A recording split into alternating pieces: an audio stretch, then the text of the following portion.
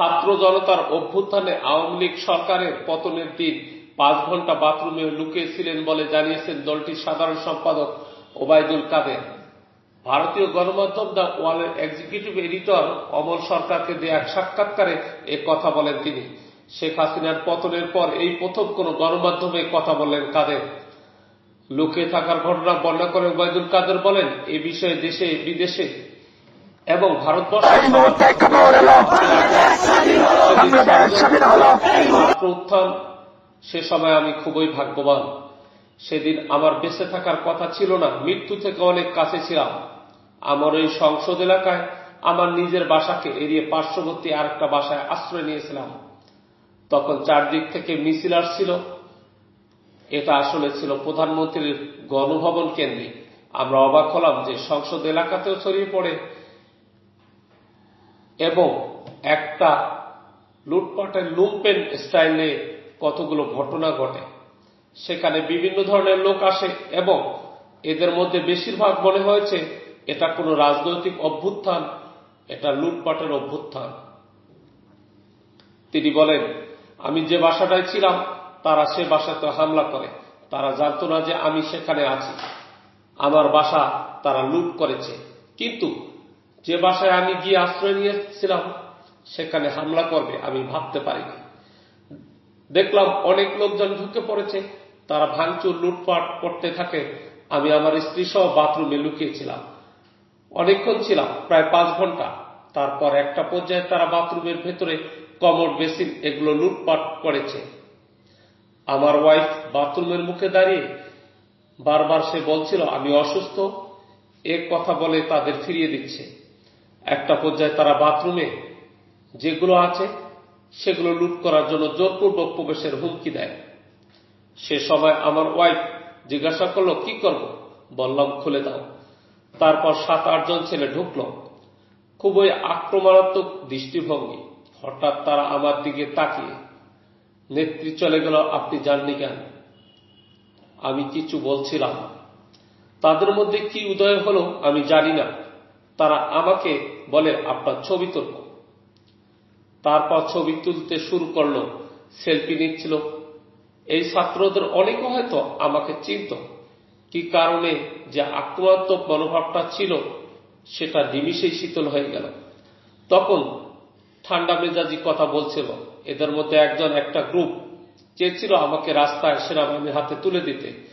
কেউ কেউ আবার এটাও চেয়েছিল যে জনতার হাতে তুলে দিতে। এটা অবশ্যই তখন একটা মানসিকভাবে ভেতরে ভেতরে ভেঙে পড়ছিল। এরপর একটা শার্ট, এদের ব্যাচ, লাল পতাকা শোভিত ব্যাচ লাগিয়ে কালো একটা মাস্ক মুখে দিয়ে আমাকে হাঁটতে হাঁটতে সংসদ এলাকা থেকে বড় রাস্তা গণভবন অভিমুখী রাস্তায় নিয়ে যায়। ওখানে নিয়ে হঠাৎ করে কোথা থেকে একটা ট্যাক্সি আসে, একটা ইজি বাইক, সেটা খালি ছিল। ওখানে গাড়ি ঘোড়া কিছুই ছিল না। হঠাৎ করে কেন যেন এসে পড়ল, হয়তো আমার ভাগ্য। এরা দুজনে আমাকে ও আমার ওয়াইফকে নিয়ে অটোতে উঠল আর বলতে লাগলো, পথে তো অনেক মানুষ, চেক আপ সব জায়গায়। বলতে লাগলো, আমাদের চাচা চাচি অসুস্থ, হাসপাতালে দিচ্ছি, ডিস্টার্ব করবেন না। এই করে করে নিয়ে গেল অনেক দূরে একটা জায়গায়। এটা ভাবতেও পারিনি যে ওরা বাথরুমে ঢুকলো। সে বেঁচে থাকাটা সেদিন পরম সৌভাগ্যের বিষয়। আনএক্সপেক্টেডলি বেঁচে গেছি। This is the intent. Kader বললেন, ছেলেরা যে কোনোভাবে আমাদেরকে আর্মির হাতে তুলে দিতে পারত। রাস্তায় অসংখ্য মানুষ, সেখানে অনেকে তো আছে আমাদের অপোজিশন, মেরে ফেলতে পারত। এরপর কোথায় ছিলেন এমন প্রশ্নের জবাবে ওবায়দুল কাদের বলেন, আমি বাংলাদেশেই ছিলাম 3 মাসের মতো। আমার একটা উদ্দেশ্য ছিল তখন থেকে কিছু করা যায় কিনা, কিছু একটা করা যায় কিনা। সংগঠিত করা যায় কিনা। বিভিন্ন জায়গায় শ্রমিক অসন্তোষ, কর্মচারীদের অসন্তোষ, প্রতিদিনই এগুলো লক্ষ্য করতাম। ক্ষোভগুলো তখন রাস্তায় নেমে আসছিল, বিশেষ করে গার্মেন্টস। সে সময় ভাবলাম এদের সঙ্গে যোগাযোগ করে কিছু করা যায় কিনা। এই চিন্তাতেই 3 মাস পেরিয়ে গেল। এরপর একে একে সবাই অ্যারেস্ট হচ্ছি। আমি তো নেত্রীর পরের তখনই 212টা খুনের মামলায় আমি আসামি হয়েছি। এই অবস্থা অনেকে বলল। আবার এখান থেকেও অনেক অনুরোধ যাচ্ছিল আমি যেন সতর্কভাবে এদিকে চলে আসি। এভাবেই চিন্তা করলাম যে আমার বাইপাস সার্জারি হয়েছিল, অনেকগুলো ওষুধ খেতে হয়, আমি ধরা পড়লে ওষুধ খাওয়াবে কে। তারপর অনেক কিছু চিন্তা ভাবনা করে 75-এ এখানে এসেছিলাম বঙ্গবন্ধু হত্যার পর। 3রা নভেম্বর জেল হত্যা হল। কলকাতায় এসে 9 মাস ছিলাম। এখান থেকে ফিরে গিয়ে জগন্নাথ হলে একটা বৈঠক করছিলাম অনেক রাতে। ঢাকায় তখন কারফিউ, সেখান থেকে আমাকে অ্যারেস্ট করা হলো। এরপর 111 পরে তখনও জেল খেটেছি। বঙ্গবন্ধু হত্যার 9 মাস কলকাতায় ছিলাম। তারপর আর আসিনি। জবাবে কাদের বললেন, যখন যোগাযোগ মন্ত্রণালয়ের দায়িত্বে ছিলাম তখন এসেছি, আর বিজয় দিবসে আমাকে প্রধান অতিথি করেছিল তখন এসেছি। আপনি যে রইলেন তারপর কোনো সমস্যা হলো না? ছেলেগুলো আপনাকে কোথায় পৌঁছে দিল বা বিষয়টা তারা ফাঁস করেনি? ছেলেগুলো এমনটা পড়ল, এর কারণ কি? এমন প্রশ্নের জবাবে আওয়ামী লীগের সাধারণ সম্পাদক বলেন, আমি রাতেই ওখান থেকে সরে গিয়েছি, আমিও বুঝিনি ছেলেগুলো আওয়ামী লীগের ছিল কিনা। জবাবে কাদের বললেন, আওয়ামী লীগের হলে আমি তো চিন্তাম। আপনার কিছু বিতর্কিত ভূমিকা ছিল। আপনি ছাত্রলীগ যুবলীগকে মাঠে নামিয়েছেন, তারপর জনরোষ তৈরি হয়ে গেল। ছাত্রলীগকে অভ্যুত্থান দমাতে বলেছিলেন কিনা সে বিষয়ে ওবায়দুল কাদের বলেন, আমি কখনো বলিনি যে ছাত্রলীগকে অভ্যুত্থান দমানোর জন্য। সেটা লন্ডন থেকে আমাদের এক ব্যারিস্টার নিঝুম মজুমদার ইউটিউবে কথা বলেন। ও তখনকার ভিডিও নিয়ে সেটা প্রচার করেছে মাস 3 আগে। সেখানে ছাত্রলীগের নামই ছিল। বিভিন্নভাবে বলা হয়েছিল ওই দিন ছাত্রলীগের যথেষ্ট, এ ধরনের কোনো বিষয় ছিল না আমার বক্তব্যে। আর আমি পার্টির সেক্রেটারি, তারা আমার মেট্রো রেল পুড়িয়ে দিচ্ছে, তারা আমার সেতু ভবন পুড়িয়ে দিচ্ছে, তারা বিটিভি ভবন পুড়িয়ে দিচ্ছে, তারা আমার অফিসে আক্রমণ করতে বারবার আসছে, পার্টি অফিস, তারা গণভবনমুখী আক্রমণ। তো সে সময় আমি কি আমাকে সেভ করব না, আমার দলকে সেভ করব না, আমার নেত্রীকে সেভ করব না? সে সময় পার্টির সেক্রেটারি হিসেবে আমার উপর সময়ারোপিত যে দায়িত্ব তা আমি পালন করেছি। এটা যে কেউ করত, আমার জায়গায় অন্য কেউ থাকলে তিনিও সেটা করত। 15 বছর দেশ শাসন করেছেন, এত বড় পার্টি, আপনারা কি বুঝতে পারলেন না যে এত বড় জনমত তৈরি হয়েছে? এটা কেন হলো? এমন এক প্রশ্নের জবাবে তিনি বলেন, এটা একটা আকস্মিক উত্থান। এটা তো শুরু হয়েছে কোটা দিয়ে, শেষ হলো এক দফা। এটা একটা ষড়যন্ত্রমূলক ঘটনা, একটা বিস্ফোরণ হয়েছে। এটা ইন্টেলিজেন্টদের একটা ব্যর্থতা ছিল, এবং ব্যর্থতা ছিল না এটা বলা যাবে না। জেনারেল সেক্রেটারি হিসাবে কোনো দায় দিচ্ছেন এ ঘটনায়? ওবায়দুল কাদের বলেন, আমার নেত্রী যেভাবে নির্দেশ দিয়েছেন সেভাবে আমি কাজ করেছি।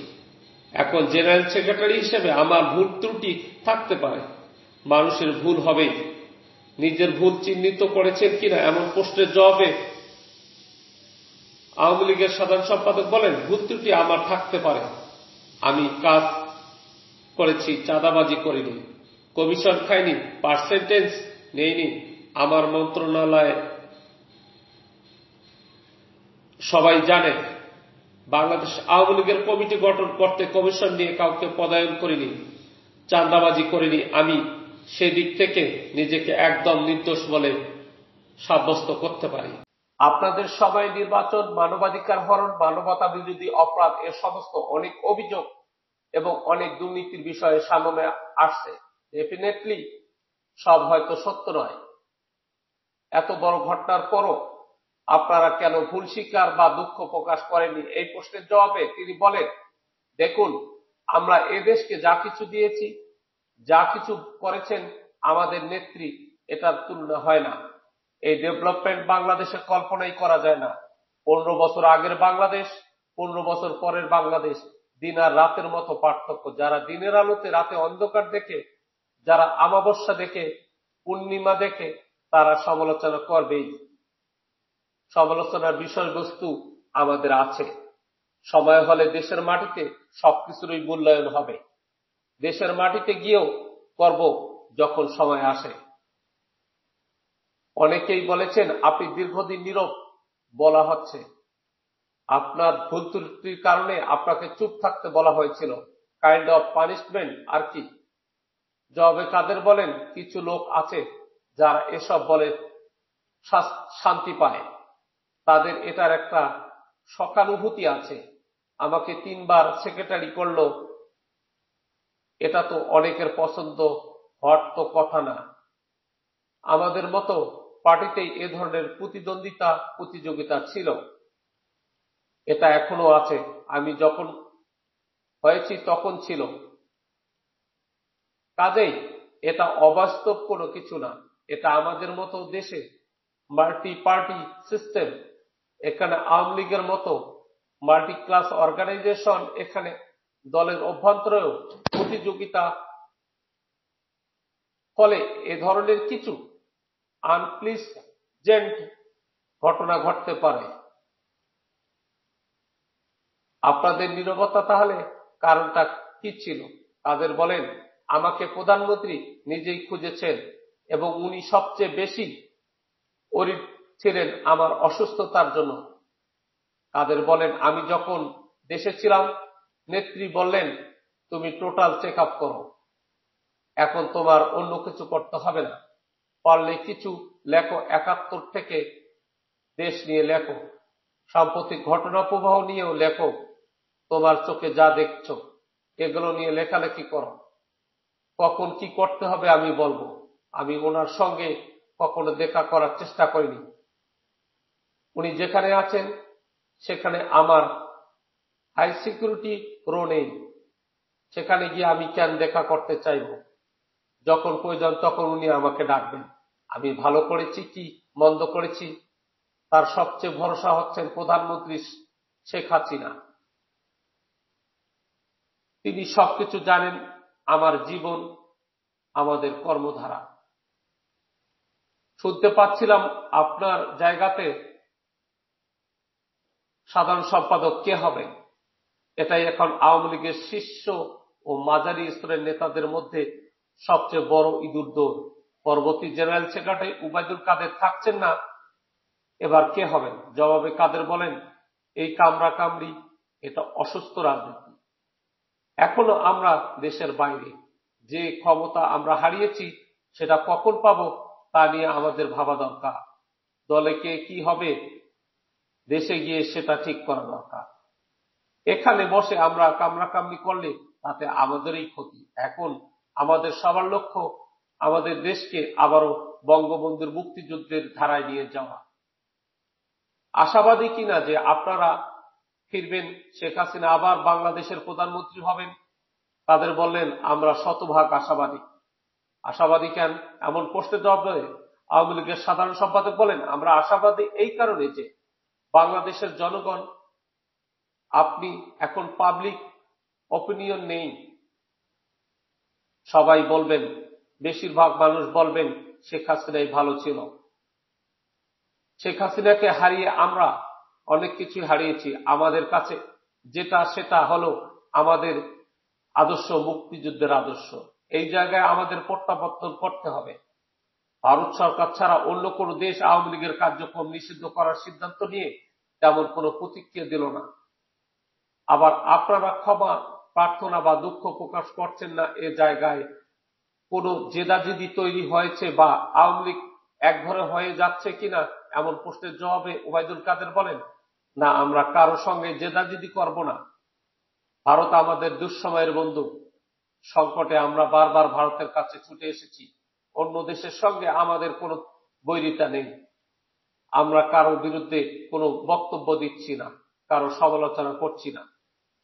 আমরা এখন আমাদের দেশ, আমরা যেখান থেকে আমরা স্থানচ্যুত হয়েছি, যেখান থেকে অর্থাৎ দেশের শিকড় থেকে বিচ্ছিন্ন হয়েছি, সেই শিকড়ে আমাদের ফিরে যেতে হবে।